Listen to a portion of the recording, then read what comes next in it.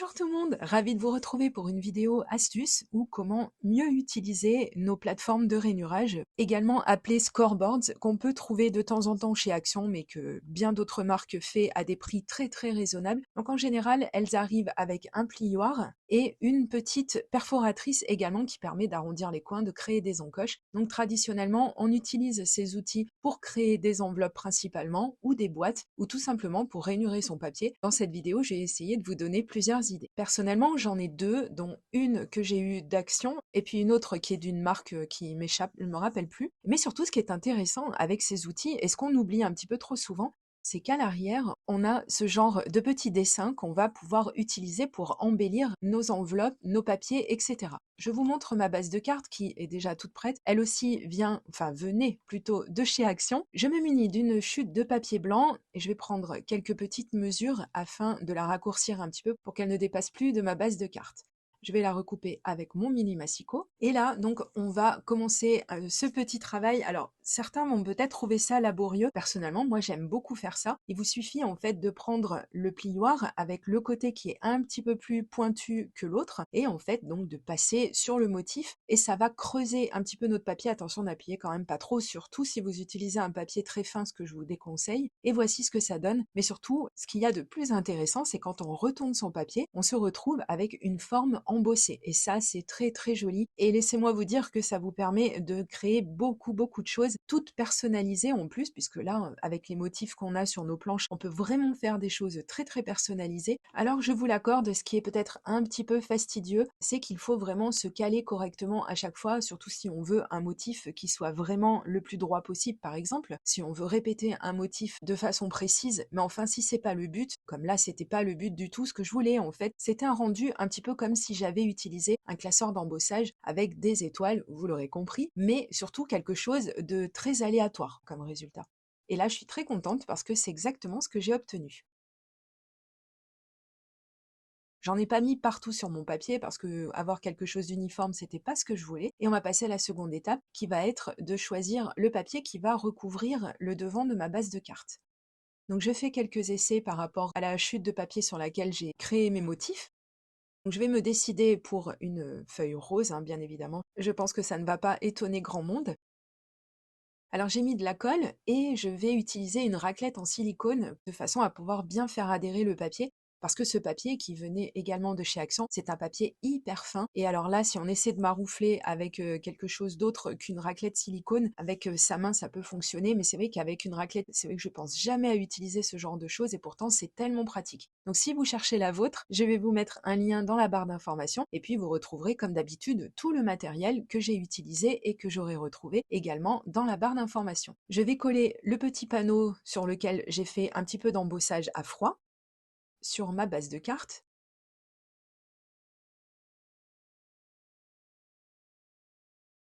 Et puis comme ça dépassait un petit peu, j'ai retaillé tout ça sur mon tapis auto-cicatrisant. Ça c'est très pratique aussi, c'est vraiment quelque chose que je vous conseille d'avoir.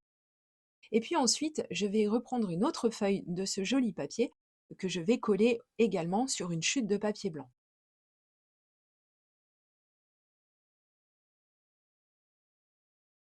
Donc là, je vais sortir ma machine de découpe et je vais rester dans le thème des étoiles et je vais utiliser ce set de dies que je n'arrête plus de vous montrer en ce moment. Il vient de chez Joom, je vous l'ai présenté lors de mon dernier haul, donc je vous mettrai le lien si vous voulez dans la barre d'information. Et je l'adore, je le trouve tellement joli avec ces petites étoiles aux pointes tout arrondies, c'est très mignon. Donc il possède des matrices grandes et plus petites. Et d'ailleurs, je vous ai fait une vidéo récemment sur comment utiliser des petites matrices de coupe, donc pour vous donner des idées. Si vous aussi, vous avez des sets de dies dans lesquels vous avez de tout petits dies, peut-être vous laissez un petit peu de côté parce que vous manquez d'inspiration. Donc je vous mettrai également cette vidéo dans la barre d'information. N'hésitez pas à aller la voir si vous l'avez ratée. Donc je vais continuer d'embellir ma carte, mais juste avant, je vais mettre un petit sentiment. Alors je vais utiliser des petits mots. Alors ce ne sont pas des tampons comme vous le voyez, ce sont des mots qui ont été imprimés sur du papier autocollant. Donc ça, c'est très très pratique. Bon d'accord, je vous l'accorde comme d'habitude, ça n'est pas en français, mais enfin pour les personnes qui comprennent l'anglais, vous voyez à quel point les expressions sont très très jolies. Et donc voilà pourquoi j'utilise quand même assez régulièrement dans mes créations. Donc je l'ai maté sur du papier noir et quand je le mettrai à l'endroit, vous verrez le résultat final. C'est tellement joli, je trouve ça mais vraiment classe quand on mate ça sur du papier noir. Pour donner encore un petit peu plus d'intérêt, je vais monter mon sentiment sur de la mousse adhésive. Je le colle sur mon devant de carte, qui lui-même est collé sur ma base de carte, hein, jusque-là, vous suivez. Et ensuite, je vais utiliser des outils qui vont m'aider grandement dans la tâche de coller les petites découpes. Parce que c'est vrai que bon, on peut faire sans, je vous l'accorde, mais c'est vrai que quand on est bien équipé, alors non seulement c'est du temps de gagner, et également c'est des nerfs d'économiser parce que les petites découpes qui collent un petit peu partout, et surtout pas à l'endroit où on a mis de la colle, c'est un petit peu pénible. Donc voilà, ma première carte qui est terminée. C'était une première idée pour se servir de nos planches de rainurage qui présentent les motifs à l'arrière comme je vous l'ai montré. Et pour continuer dans le thème, j'ai eu envie d'embellir l'enveloppe puisque ces bases de cartes arrivent avec leurs enveloppes assorties. Et ces enveloppes, eh ben, elles sont très très chouettes, hein, mais elles sont très très blanches et très très standards, je trouve. Donc j'avais envie de mettre quelque chose pour donner un petit peu de relief à tout ça. Et pour les personnes qui ont l'œil, voilà, vous me voyez partie. Donc là, j'ai repris exactement le même matériel, sauf que cette fois-ci, je vais travailler sur l'enveloppe elle-même. Et pour les personnes qui effectivement auront deviné, eh bien, je vous ai laissé la séquence parce que voilà, pour vous montrer que moi aussi il m'arrive de me tromper. Eh bien en fait, j'ai embossé à l'envers. C'est pas très très gênant, vous allez me dire. Mais bon, j'ai souhaité recommencer quand même, donc cette enveloppe, je la garderai bien entendu, je vais pas la jeter. Mais en fait, il faut bien penser à embosser depuis l'intérieur de votre enveloppe. Et après, là, c'est vous qui voyez. Donc, soit vous mettez des motifs de façon répétitive, exactement comme on l'a fait pour la chute de papier sur laquelle on aura effectué nos motifs et qu'on aura collé sur la base de carte, ou sinon on peut faire juste un seul motif, histoire de faire un petit rappel. Et c'était joli comme ça, mais je trouvais qu'il manquait encore quelque chose. Donc j'ai repris ma machine de découpe, la chute de papier sur laquelle j'ai collé du papier rose. J'ai effectué de nouveau des découpes avec ces tout petits dies, décidément, j'arrête pas de les utiliser. C'est tellement discret et ça a quand même beaucoup d'effet. Donc là, toujours grâce au stylo Pick Me Up, j'ai pu coller mes petites découpes et voici ce que ça donne.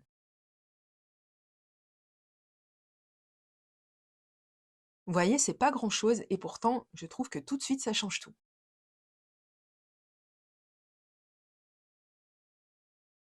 Donc on va regarder le résultat une fois qu'on aura glissé notre carte à l'intérieur de l'enveloppe. Donc je l'avais retaillé un tout petit peu, ma carte.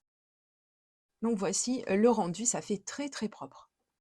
On va enchaîner sur une deuxième méthode. Je reprends une chute de papier blanc, que je découpe de nouveau avec un massicot. Et je vais prendre une feuille de papier calque que je vais découper elle aussi. Alors je ne vais pas m'enquiquiner avec des mesures ou quoi que ce soit. J'ai simplement découpé une bande et puis ça ira très bien. Donc, je prends mon autre planche à rainurer qui a d'autres motifs comme vous le voyez. Et cette fois-ci, je vais travailler avec le petit papillon qui est trop mignon. Et là, on fait exactement la même chose, à la différence près qu'il faut être encore un petit peu plus précautionneux parce que, évidemment, le papier calque, c'est très fragile, donc il faut éviter de passer à travers. Mais enfin, si vous n'avez pas la main trop lourde, ça devrait bien se passer.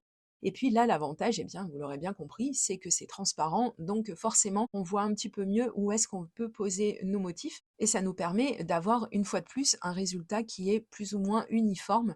Après, on n'est pas forcément dans la précision non plus, c'est quand même assez compliqué de faire quelque chose de très très précis. Avec ce genre de matériel, on n'est pas sur des classeurs d'embossage, mais enfin, je trouve que vraiment, ça donne quand même quelque chose de très très sympa. Ensuite, j'ai pris une feuille d'un bloc de chez Axon, vous savez, les blocs noirs, craft et blanc. Je vais poser un premier repère et un second.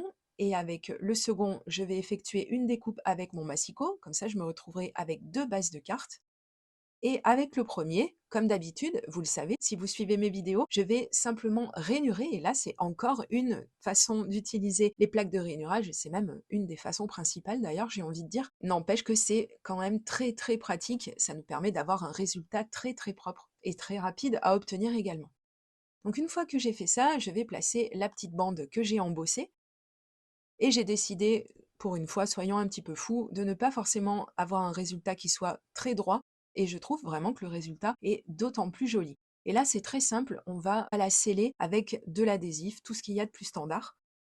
Et si on veut, parce qu'on pourrait par exemple mettre de l'adhésif double face à l'arrière, il est complètement transparent et on ne le verrait pas à travers le calque, puisque vous le savez, c'est très compliqué de coller du calque sans qu'on voit les points de colle, etc. Mais avec le double face, c'est tout à fait possible. Ça, c'est une astuce également que je vous avais donnée en vidéo. Mais ici, tout simplement, je vais faire adhérer ça encore mieux en mettant 2 chutes de papier, donc des petites bandes comme ça que j'ai toujours sous la main, pas très loin, parce que ça me permet de les utiliser très très régulièrement et ça m'évite de jeter parce que jeter, vous le savez, j'aime pas ça.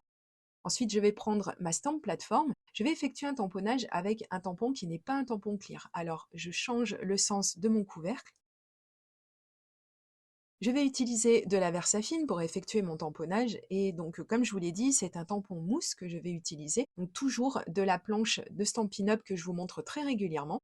Alors d'abord, je vais insister un petit peu sur le fait qu'il faut bien nettoyer ces tampons. Et pareil, je vous ai fait des vidéos à ce sujet, alors n'hésitez pas à aller les voir, vous apprendrez plein de choses.